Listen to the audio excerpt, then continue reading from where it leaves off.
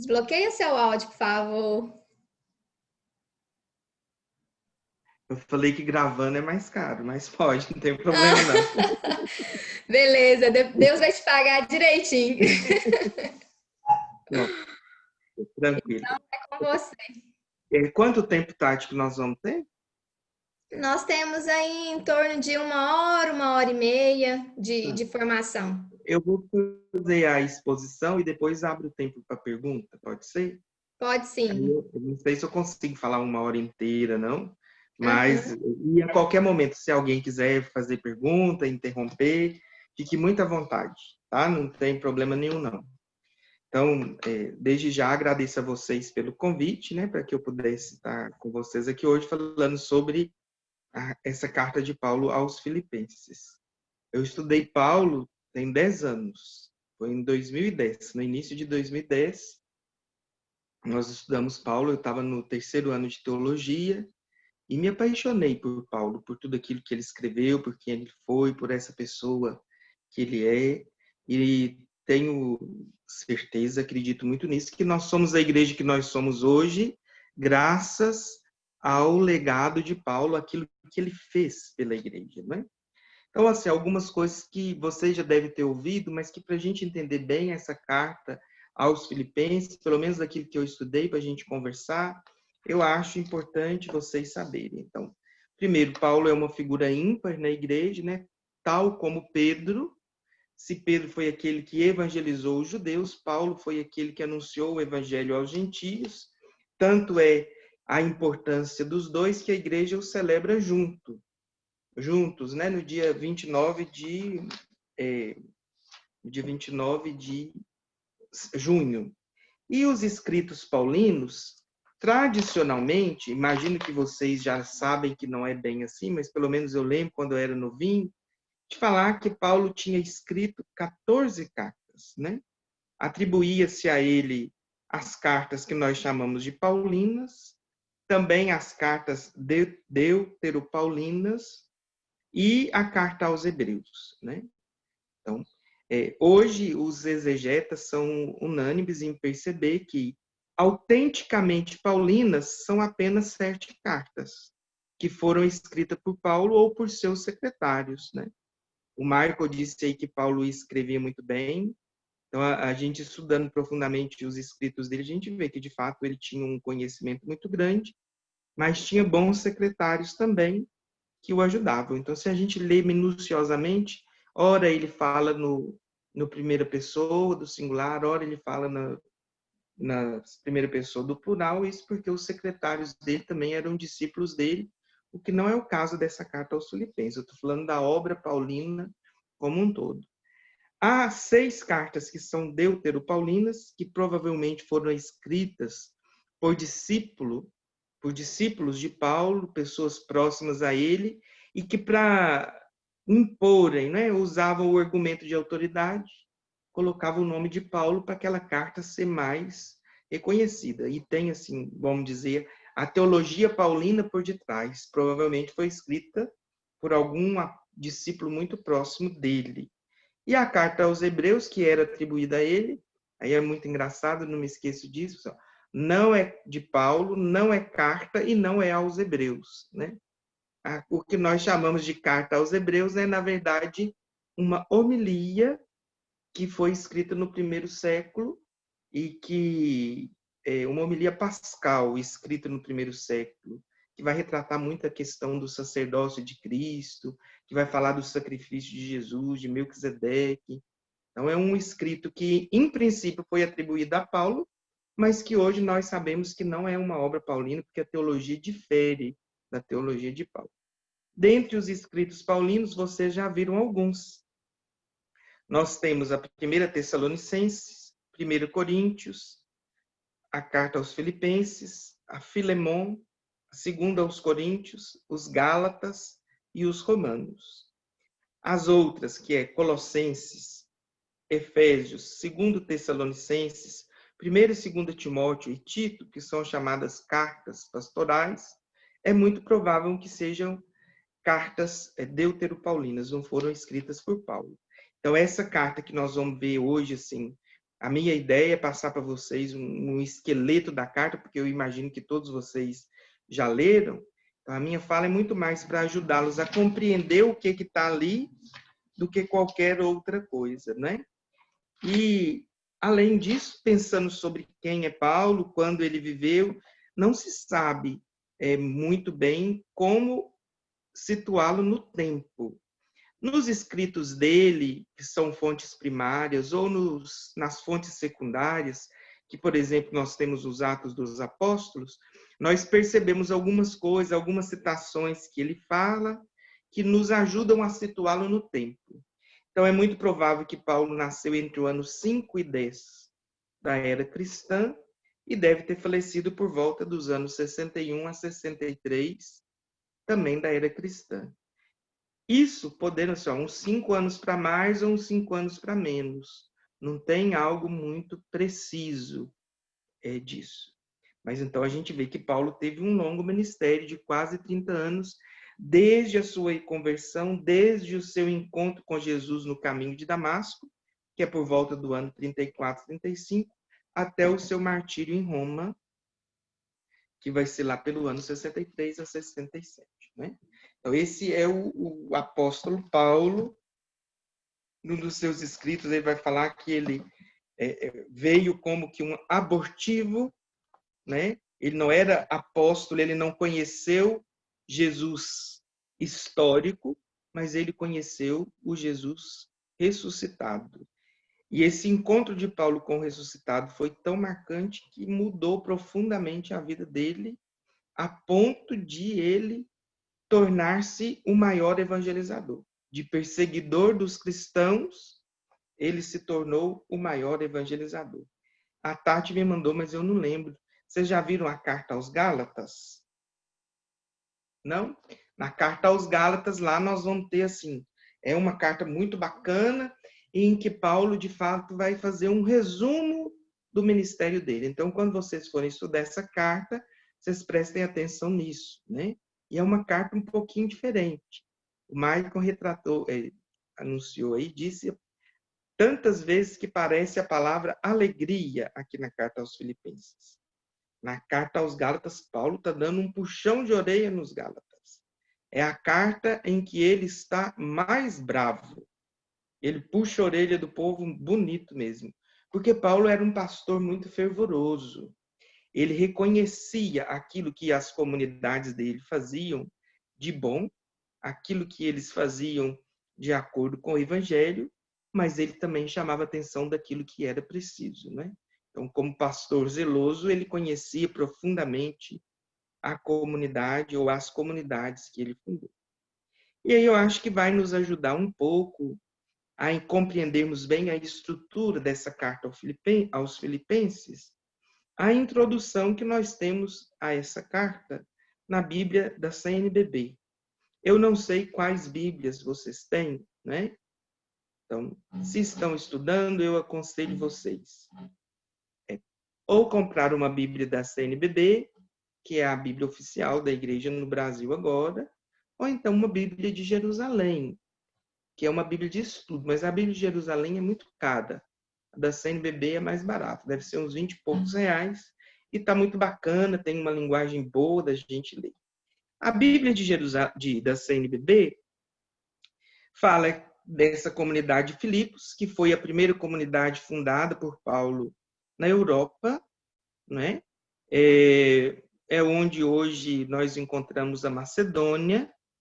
É provável que Paulo fundou essa comunidade por volta do ano 50. Isso segundo a Bíblia da CNBB. E aí nós vamos ter lá nos Atos dos Apóstolos, eu marquei aqui, no capítulo 16, quando Paulo vai chegar lá em Filipos. E aí é muito interessante, Paulo, capítulo 16, versículos de 11 a 40, vocês podem ler isso depois, tanto nesse trecho dos Atos dos Apóstolos, quanto em toda a carta aqui dos Filipenses, são citadas mulheres, né? Lídia e outras, que eram importantes naquela comunidade, e isso nos mostra, então, que lá a gente tinha uma característica bacana e diferente de outros lugares. A comunidade cristã tinha bispos, episcopos, ele vai falar aí num trechinho da carta, e tinha também diáconos, mas as mulheres eram uma presença marcante na vida daquela comunidade, a ponto delas ajudarem Paulo no seu ministério. Não sei como que estão as missas aí em Nova Serrana ontem, se puderam participar da celebração eucarística ou se leram o Evangelho do dia de ontem, fala das mulheres, São Lucas conta das mulheres que ajudavam Jesus e os apóstolos no anúncio dos evangelhos, no anúncio do reino de Deus. E aí aqui Paulo nós vemos que nas primeiras comunidades cristãs existiam também mulheres que eram líderes comunitárias, né? Então, Lídia e as outras duas que aparecem no início na carta aos Filipenses são essas mulheres. E o episódio que os Atos retratam é aquele que Paulo é preso junto com Silas, há um terremoto, eles não fogem da prisão e o carcereiro se converte e o reino de Deus é anunciado lá na cidade de Filipos. É assim que se funda a comunidade de Filipos, que era uma comunidade na qual Paulo se sentia muito à vontade, né? Era um lugar que Paulo amava muito. Eu tinha até prometido, falado com a Tati, que eu ia tentar fazer uma síntese para mandar para vocês, mas eu não consegui. Pode.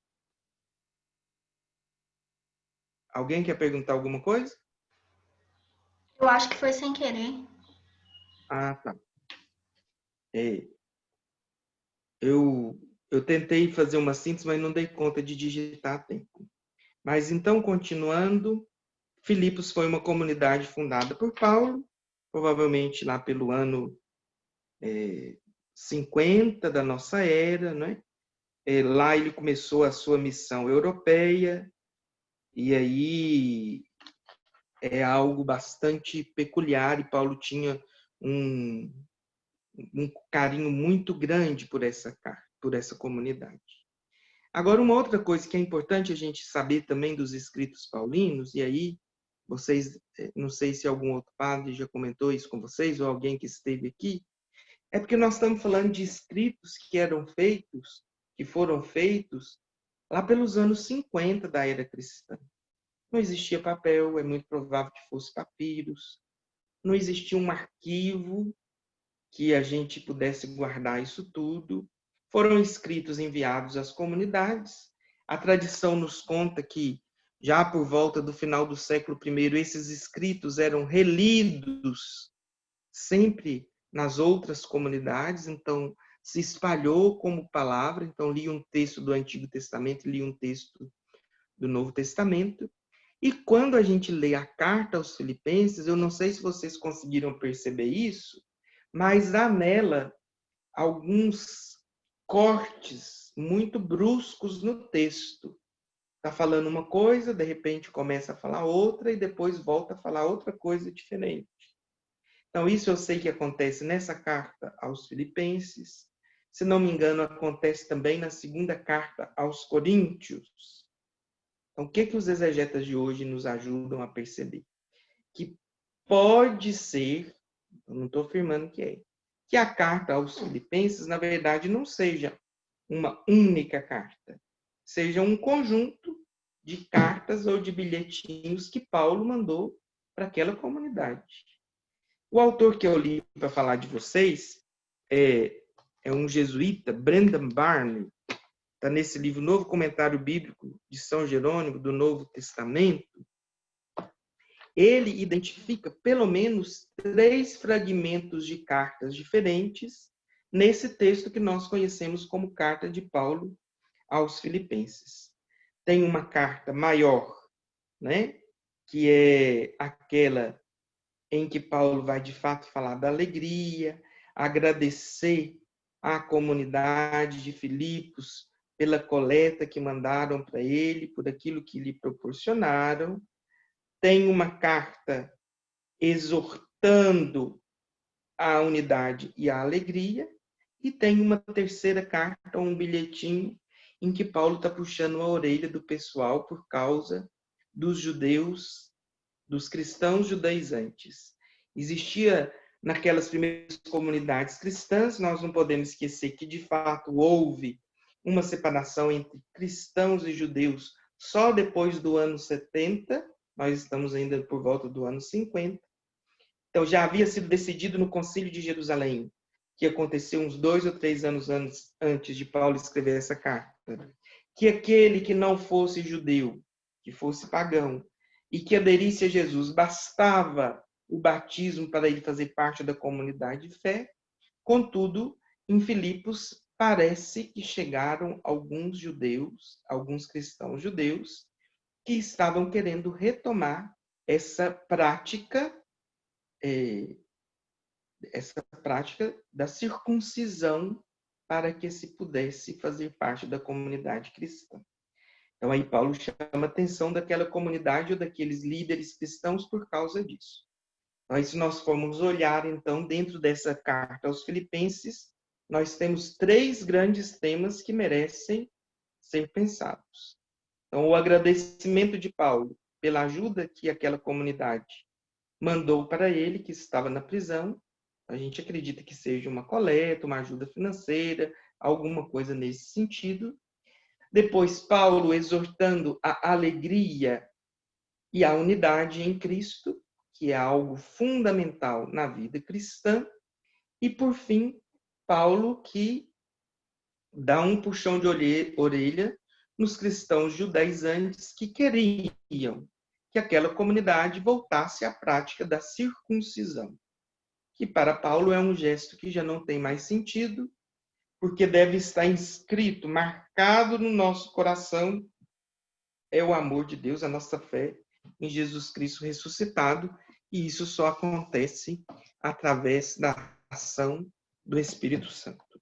Então, a síntese da estrutura da carta é um pouco essa, né? Vocês estão compreendendo bem? Alguém gostaria já de perguntar alguma coisa? Tem alguma dúvida? Porque senão aí a gente dá encaminhamento, né? Se não falo muita coisa, depois vocês esquecem o que queria perguntar. Tá indo bem?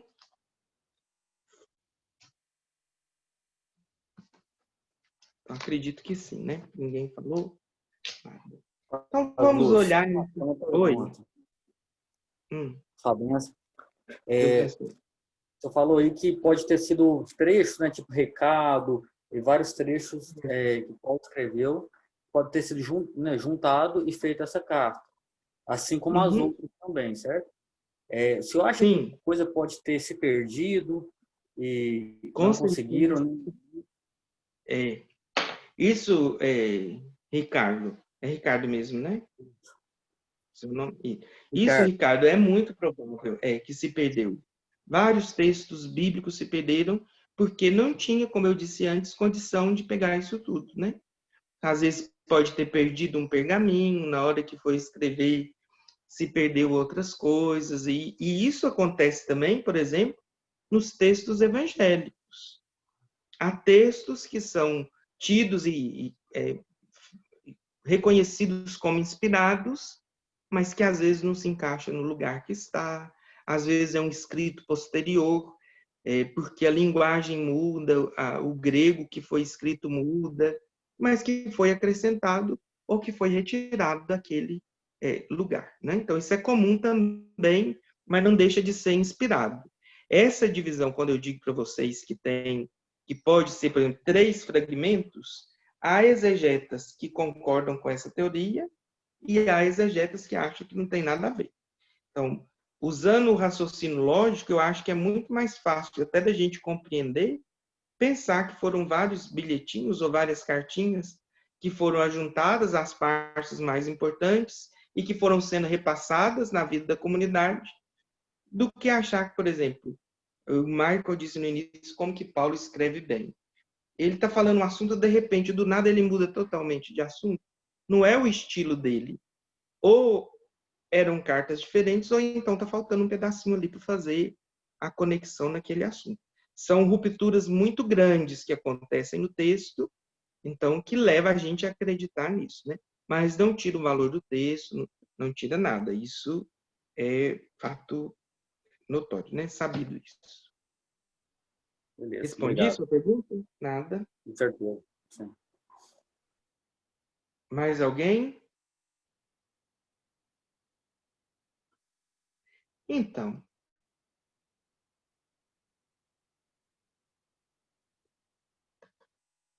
nós temos, se formos olhar bem, esses 3 fragmentozinhos aí dessas cartas. Então, Paulo começa fazendo a saudação. É muito interessante quando a gente vai ler e estudar os escritos paulinos. Como eu dizia para vocês, Paulo era um excelente pastor. Então, qual que era o objetivo de Paulo escrever uma carta? Era sempre de corrigir a comunidade de alguma coisa que eles não estavam vivenciando muito bem. Então, Paulo, ele conhecia as comunidades dele, e quando lhe chegava notícias, porque às vezes ele mandava um ou outro discípulo até lá para saber como as coisas estavam, então, quando lhe chegava notícia, ele procurava depois encaminhar, ou então ele mesmo ia naquelas comunidades para chamar a atenção. Então, sempre no início das cartas, Paulo faz um elogio que não precisa vocês decorarem esses nomes só para vocês saberem que existe, depois às vezes vocês veem isso em outro lugar, que a teologia chama de captatio benevolente. Ele recolhe aquilo que aquela comunidade tem de melhor e elogia a comunidade, né? É igual a mãe da gente fala com a gente, né? Quando a mãe quer puxar a orelha, fala assim, oh, você é um menino tão inteligente, tão bacana, mas não, você está fazendo isso não pode. Então, Paulo também faz isso. Ele elogia, ele destaca aquilo que as comunidades têm de melhor, para depois chamar a atenção daquilo que precisa ser chamado. Então, nos escritos paulinos, nós vamos sempre observar isso. Então, ele faz uma saudação, Paulo e Timóteo, não que a carta tenha sido escrita pelos dois, a carta é escrita por Paulo, mas ele já coloca Timóteo ali, porque no decorrer do texto nós vamos ver que Paulo vai enviar Timóteo como emissário para aquela comunidade, para visitá-los, para saber como que estão. E lá, logo depois, Paulo rende ação de graças por aquela comunidade, né? Por causa da alegria e da comunhão que aquela comunidade vive.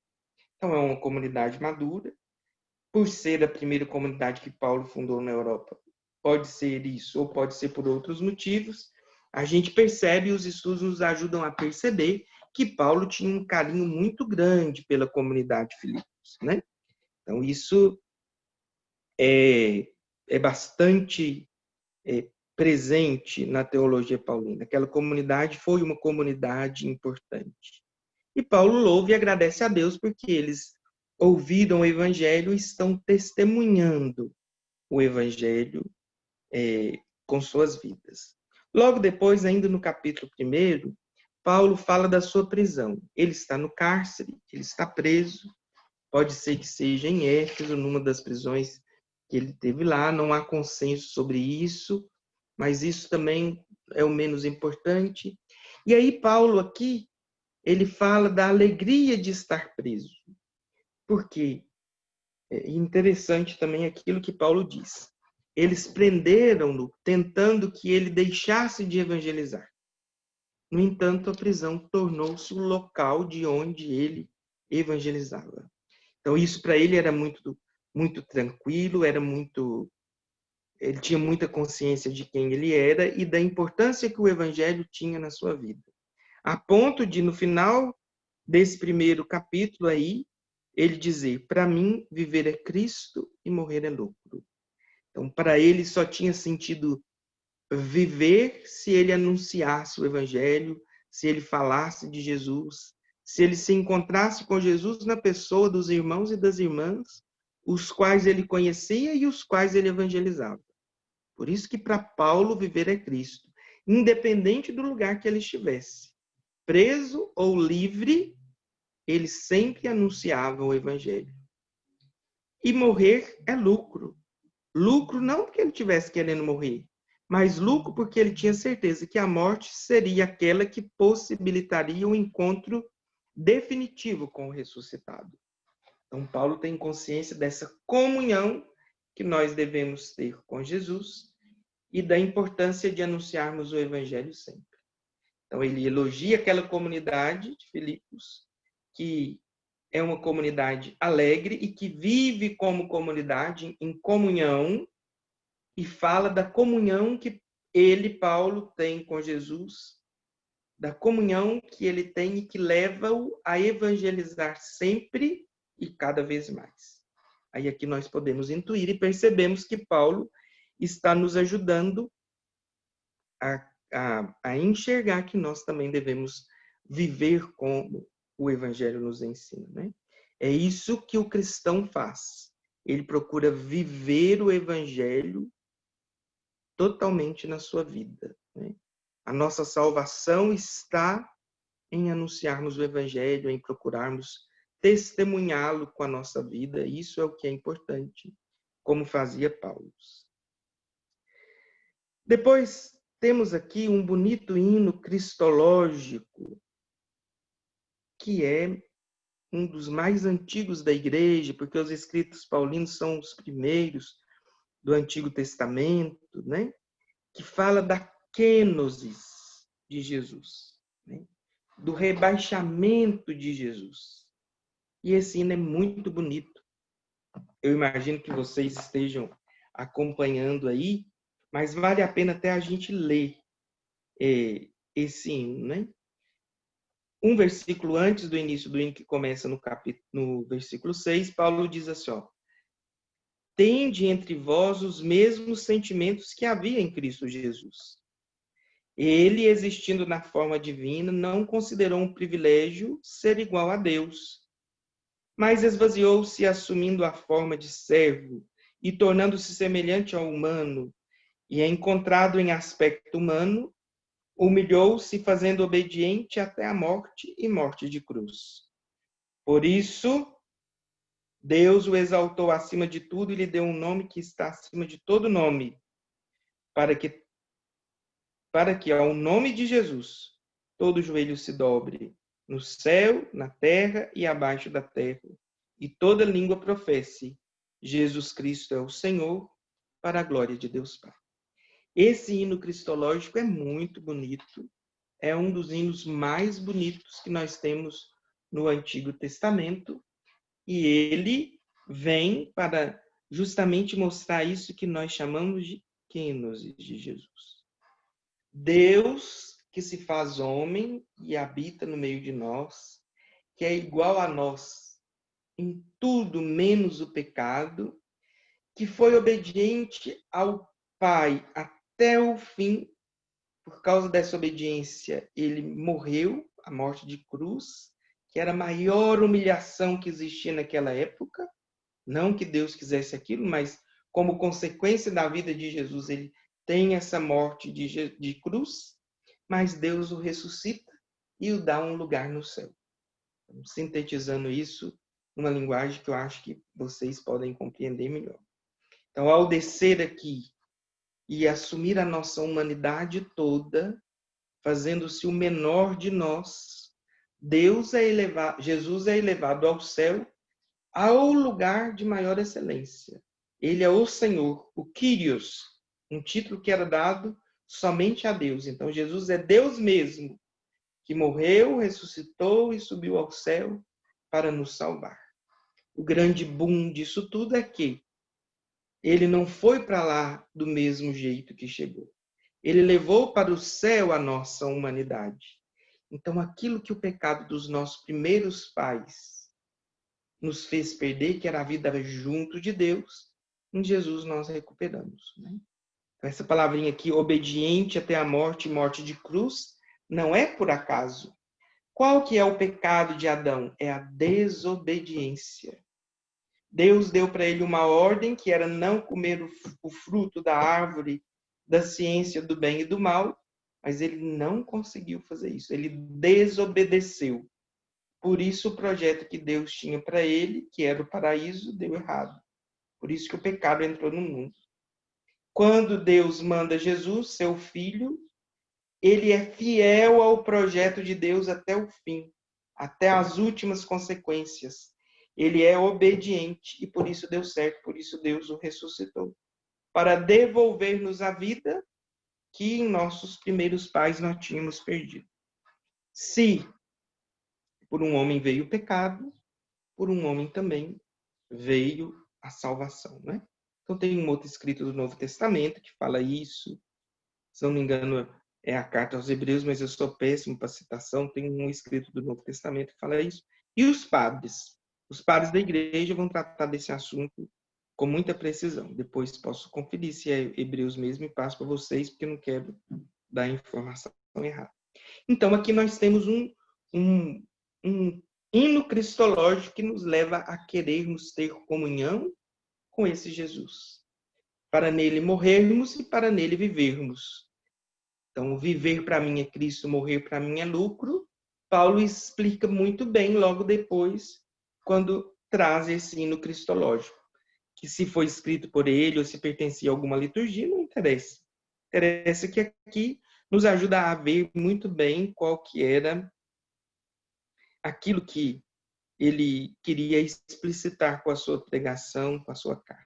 Né? Depois, continuando ainda no segundo capítulo, mais uma vez Paulo agradece pela vida daquela comunidade e fala de Timóteo e Epafrodito, discípulos dele que serão enviados lá. Timóteo era um discípulo muito querido, companheiro de Paulo em muitas viagens.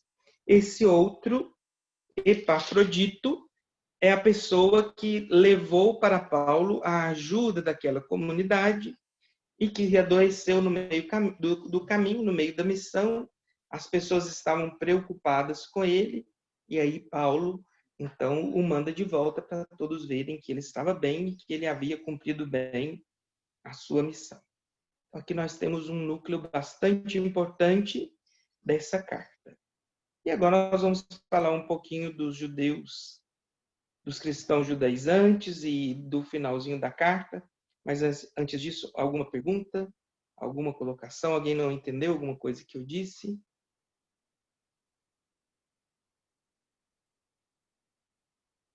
Tranquilo? Muito bem. O capítulo 3, no primeiro versículo, vocês podem ver que ele continua o que está sendo falado no capítulo 2. De repente, Paulo, há um corte no texto, e aí Paulo já diz assim: cuidado com esses cães, cuidado com os maus operários, cuidado com os que se mutilam.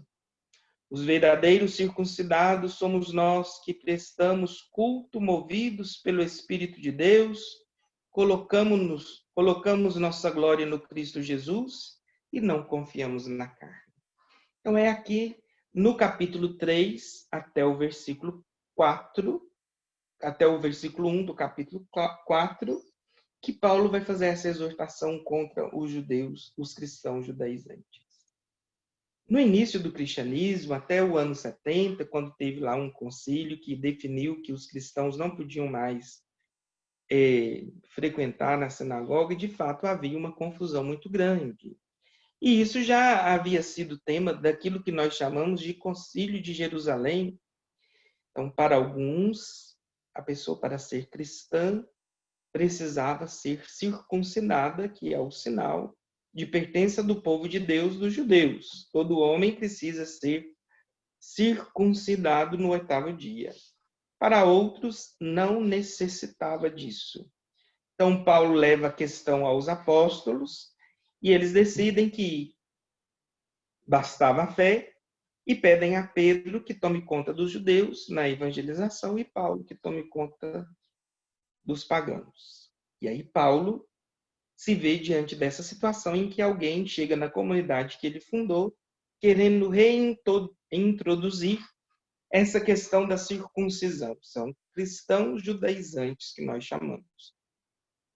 Vão estar presentes também os cristãos judaizantes em todo o território onde há o cristianismo, claro, mas principalmente na comunidade de João. Lá também eles são um grupo bastante presente. E aí Paulo dá exemplo de si, porque ele era judeu, filho de judeus, foi perseguidor, mas nada disso para ele mais importava. Importava que o coração dele tinha sido marcado pelo batismo e que era o Espírito Santo que guiava o trabalho dele. Então aqui Paulo faz toda uma reflexão acerca disso e faz um convite àquela comunidade que não se deixe levar por esses falsos profetas. É preciso que eles tenham a fé no Cristo, que eles se deixem guiar pelo Espírito Santo, que tenham sua vida conduzida pelo Evangelho, e isso basta. Né? A lei, sem a graça, não consegue produzir os frutos que ela precisa. Então, é a graça de Deus que vai nos conduzir, que vai nos levar, à medida que nós vivemos o Evangelho, à medida que nós procuramos fazer aquilo que o Senhor Jesus nos ensina pela sua pregação. Né? Então, a chamada de atenção de Paulo é essa. E depois, no final, mais uma vez, ele convida a comunidade a viver a alegria, a viver a concórdia. Né? Tem uma citação bíblica que a gente ouve muito: alegrai-vos no Senhor, alegrai-vos. Ela é dessa carta aqui no capítulo 4, versículo 4. Então, a alegria deve ser uma característica cristã. E aí, Paulo deixa isso muito claro para nós nesse texto, né? Eu não tinha tido o trabalho de contar quantas vezes aparece a palavra alegria no texto, mas é algo que chama atenção. Segundo o nosso irmão aí disse, 24 vezes. Então, é uma palavra importantíssima aqui para a comunidade de Filipos, né? Nós vemos a alegria de Paulo por ter sido ajudado por aquela comunidade. Isso não é comum. Paulo, apesar de reconhecer que os ministros tinham direito de ser providos pela comunidade, ele se sustentava, mas Paulo se alegra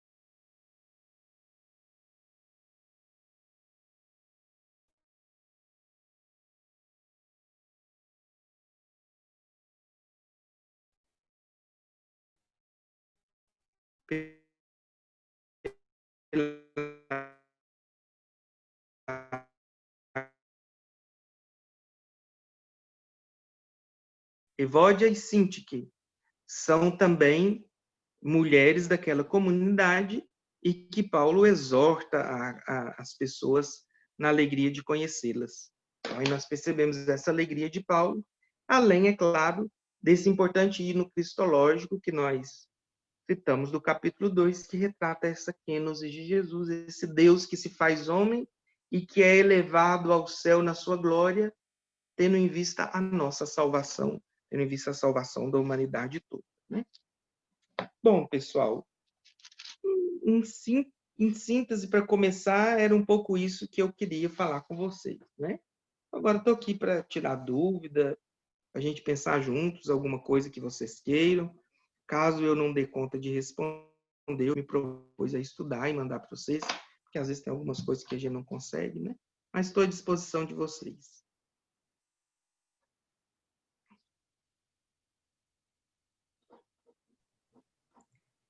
Muito bem, pessoal. Alguma dúvida ou algum comentário? Fiquem à vontade aí.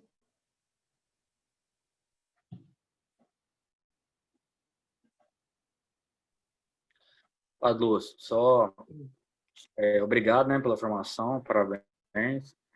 E só mais uma dúvida, assim, né? A forma que era levado essas cartas, né? Será que Paulo tinha uma pessoa assim de confiança? Como que era a forma que será que era enviada essas cartas, não só aos filipenses, né, mas às outras comunidades? A forma que era feito esse envio? Por discípulos dele. Então, Timóteo, Tito, outros. Os Atos dos Apóstolos falam alguns. Então, sempre era discípulo levando as cartas, né? Não tinha Eu acho que em Roma tinha um serviço de correio, não tenho certeza. Mas, com certeza, não era pelas vias governamentais, vamos dizer assim, né? Legais. Por quê? Porque o cristianismo ainda era proibido, era perseguido. Então, eram os discípulos que levavam. Inclusive, muitos deles morreram mártires por causa disso, por causa da fé que tinham em Jesus Cristo, né? Inclusive Paulo. Entende? E como ele percorreu viagens longas, né? Ele ia fundando comunidades, e às vezes ali ele ia fazendo discípulos ali para ficar até mais fácil a comunicação. Escolhi os líderes daquela comunidade, né? Então, tem Lídia, essas outras duas que são menos conhecidas, Priscila e Áquila, que são muito falados. Todos são discípulos de Paulo, Tito, Timóteo, são discípulos de Paulo que foram lideranças que surgiram nas comunidades as quais ele foi fundando e deixando lá. O WhatsApp na época, né? Só ficava mais fácil.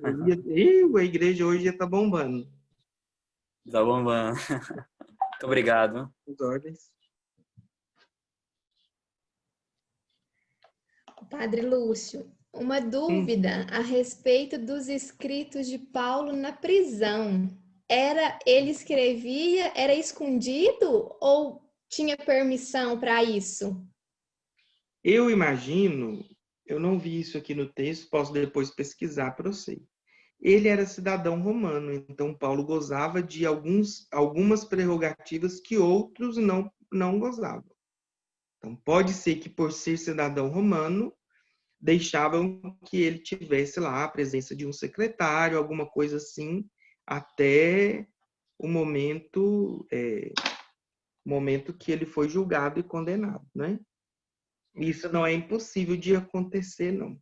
Então, os escritos dele na prisão podem ser que tenham sido com a presença de um secretário. Como eu disse para vocês, tem textos que parece que foi ele que escreveu e outros textos que parece que tem alguém escrevendo junto com ele, até por aquilo que ele diz, né? As cartas do cárcere, Colossenses e Efésios, pelo menos aqui na anotação que eu fiz lá no dia 4 de fevereiro de 2010, são deuteropaulinas. Não são cartas que o próprio Paulo escreveu. Foram discípulos dele. Então, pode ser que essas cartas do cárcere, apesar de que, por exemplo, a carta aos Filipenses dá a entender que ele está preso. Mas essas outras duas, que são as próprias do cárcere, pode ser que foram alguns discípulos que escreveram em nome dele, né? Mas eu imagino que, por ser cidadão romano, ele possa ter tido secretários lá. Eu tenho um outro livro que fala da vida de Paulo, que é grossão, esse aqui, ó. Eu vou olhar depois, quando eu estudei, foi nesse livro aqui. Eu vou olhar depois, tá? Se eu encontro alguma coisa específica sobre isso, e aí eu falo com você, né? Mas eu imagino que não seja difícil que ele tivesse um secretário. Entendi, muito obrigada. Nada. Mais algum comentário, pessoal? Alguma dúvida?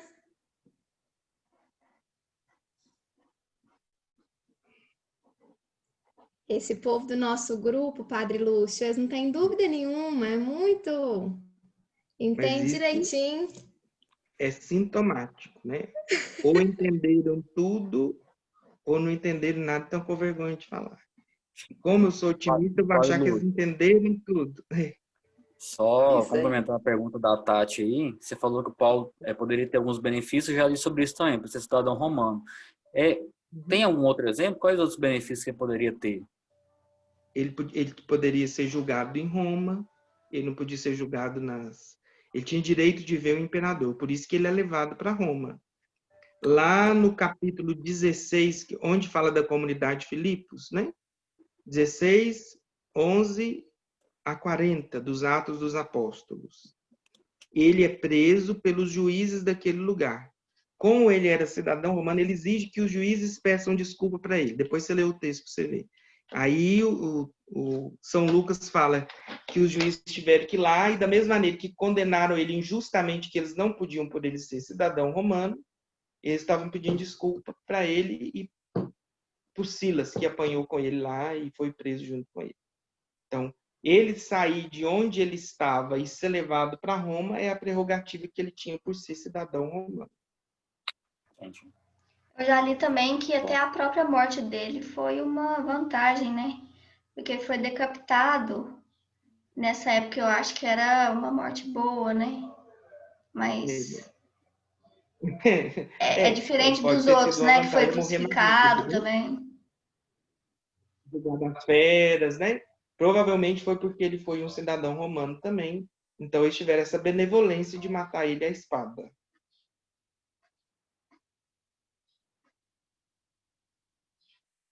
Paulo é uma figura intrigante, assim, ó. Vale a pena a gente ler, apesar de que a teologia dele é densa, né? Mas vale a pena a gente ler devagarinho, ir pensando, vendo, estudando. Muito bom vocês estarem fazendo isso, porque isso vai ajudar vocês muito.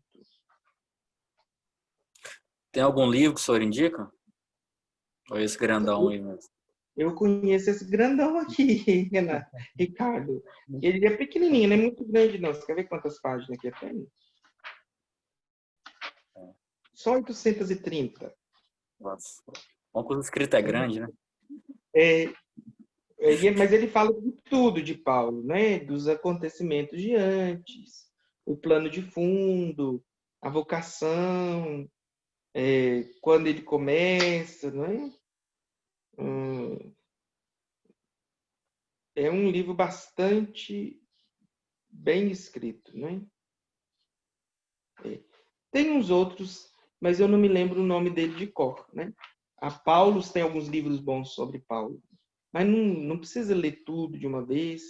Ajuda bastante, por exemplo, se você tiver uma Bíblia boa, antes de ler uma carta, lê a introdução que a Bíblia fala daquela carta, procura ver se tem algum outro artigo.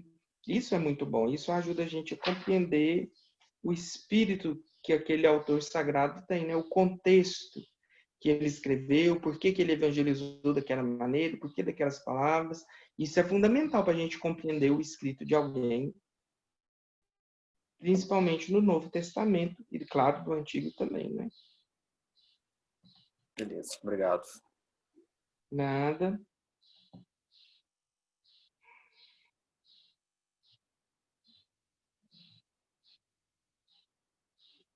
Mais alguma coisa? Eu não vejo quantas pessoas tem porque eu estou no celular, né? Eu não sei se esse aí levanta a mãozinha, vocês que estão aí olhando o grupo me falam.